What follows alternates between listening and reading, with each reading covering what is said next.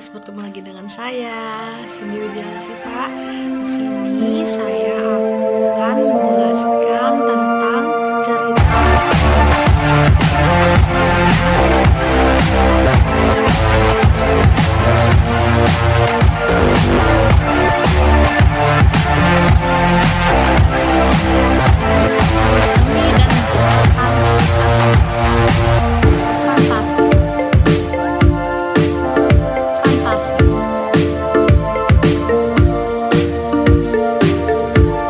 Fantasi bersifat fiksi atau tidak nyata.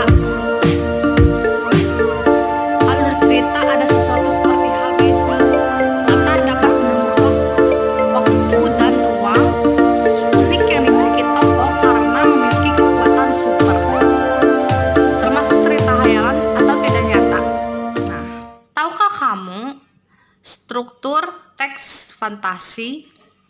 Struktur fantasi diantaranya: pertama, orientasi pembukaan; yang kedua, konflik isi; yang ketiga, resolusi isi; yang keempat, koda atau penutup.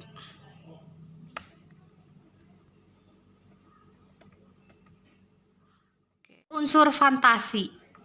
Yang pertama, ada keajaiban, keanehan, dan kemisteriusan.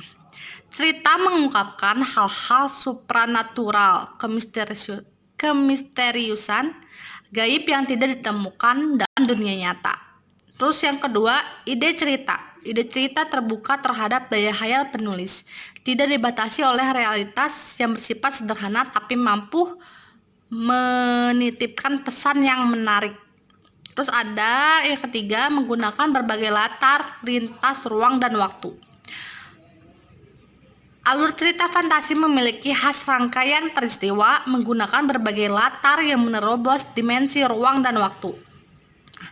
Tokoh unik. Yang keempat, tokoh unik memiliki kesaktian. Tokoh mengalami peristiwa misterius yang tidak terjadi pada kehidupan sehari-hari. Nah,